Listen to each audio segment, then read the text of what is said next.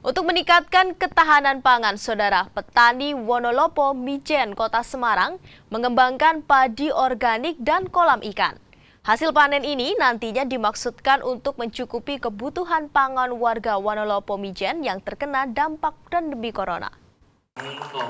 Pandemi COVID-19 tak membuat para petani di Wonolopo Mijen, Kota Semarang untuk berdiam diri. Mereka justru terpacu untuk berkreasi. Berbeda dengan petani lain, selain menerapkan sistem tanam padi organik, di lahan persawahan tersebut juga ditebar benih ikan. Hasilnya sangat memuaskan. Selain selama 2 bulan sudah bisa panen padi organik, sekaligus juga panen ikan.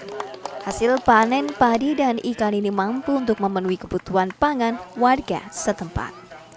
Wali Kota Semarang Hendrar Priyadi yang ikut melakukan panen raya padi dan ikan menyambut positif kreativitas para petani di daerah ini. Di tengah kesulitan karena pandemi corona, ternyata para petani di tempat ini bisa mewujudkan ketahanan pangan. Pimpinan kelompok taninya itu oke loh Pak Dal ini. Dia bilang, Pak, ini kita coba tanam padi tanpa kimia ya. Tanpa kimia, Pupuknya organik, terus kita kasih bawahnya tuh ikan supaya kemudian ini bisa berjalan bersama-sama dan ikannya itu tidak dijual, tapi boleh dipakai masyarakat untuk konsumsi sehari-hari. Kan cocok ini ya, kita lagi pandemi COVID-19, ada kemandirian pangan yang dilakukan oleh warga Rejosari, sehingga mudah-mudahan yang begini ini bisa ditiru oleh teman-teman yang lain.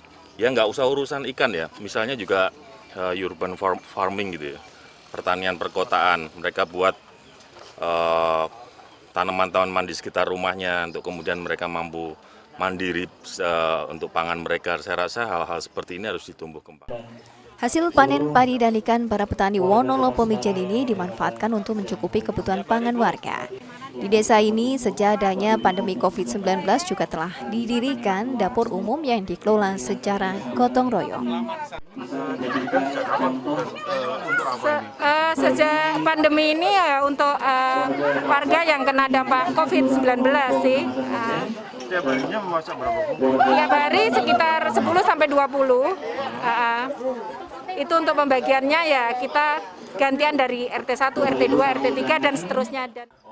Dengan adanya penerapan sistem tanam padi organik bersama dengan pengembangbiakan bibit ikan ini, diharapkan bisa ditiru oleh kelompok tani yang lain.